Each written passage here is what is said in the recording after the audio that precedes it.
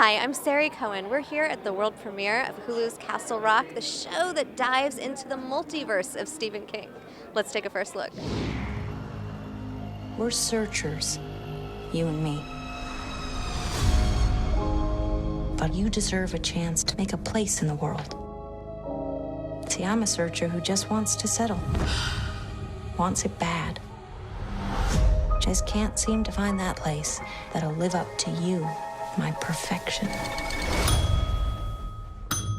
You want to tell me what you're doing in this place? Well, that's a fine thing to say to a customer. Customer who has brought the host of problems to my town, which already has enough problems. You don't know a cock-a-doodle thing about us. This town is not a good place. We're running from something, aren't we?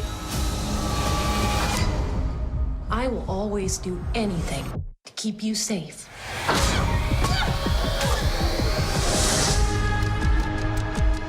People around here, they forget.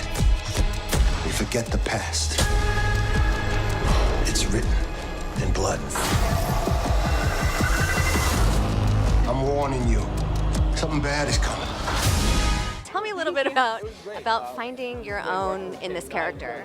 Yeah, I mean, I share a lot of personal similarities with Joy, and I see a lot of my younger self in her, even though we're the same age. But yeah, I mean, she's just a really special character to me, and she goes through so much development throughout the show. It was really fun to do that. How big of a Stephen fan were you going into this? And is there anybody from the Stephen King universe that you would like to see make an appearance in maybe future seasons?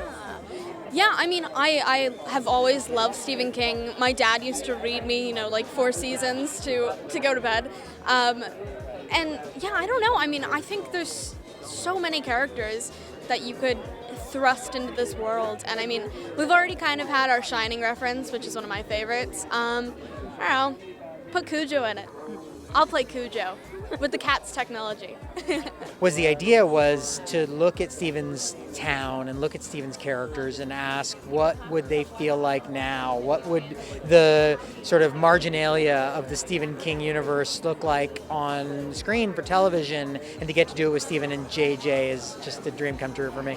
And you're dropping all these wonderful Easter eggs all over the place. Yeah, I mean, I think that Stephen's work from the beginning has always been this kind of giant tapestry of connections and shared universe. And so part of the beginning of Castle Rock was always that, to sort of ask, like, how can we honor that shared creation where you are turning the pages of any new book and you might bump into a character that you know and love from one 20 years ago. What an incredible cast you have to work with here. Tell me a little bit about the camaraderie between everyone. They're awesome. Like, it's really great when you work with people, no matter what kind of environment it is or whatever project it is, that there's people that are there to do the work. So they come and they're professional and they're kind, and it's been great. It's been great working with them. I play Chris Merrill, and he's kind of the one that makes an effort to keep the family together and keep the community together. So, his intentions are good. It's just, in a place like Castle Rock, it's hard to tell, where that will take you. Anything can happen. So that's exciting to me, is to play someone, that is that, anchored by family. Was it the Shawshank connection that drew you in here? How did you get involved with all of this? I saw the first season and I thought it was really cool. And when they had me in and told me where this character was going, I thought it was a nice opportunity. It's an allegory about where we are right now, and I think it stands a chance of saying something pretty important. I was terrified for months after I read The Shining when I was a young man, and then to discover different seasons, his book that led to Stand By Me and The Shawshank Redemption. He's quite a human writer. He's obviously celebrated as a writer, but I don't know how much of his diversity of voices we celebrate. And that's something I think is pretty special about him. First of all, your misery vibes came in strong from the beginning. Yeah, amazing. Well, and part of what I think the beauty of Stephen King's writing and what you did so well is the characters are broken but incredibly likable. How did you pull that off?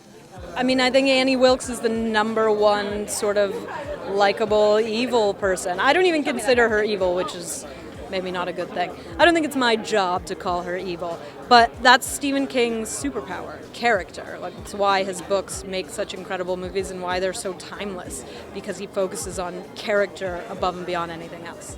Did you have a favorite moment in this season that you got to recreate or create? I mean, yes, but they're all spoilers, so I guess I get out of this question. That's a wrap. Make sure you watch Hulu's Castle Rock when it airs on October 23rd. I'm SARI Cohen. Thanks for taking a first look.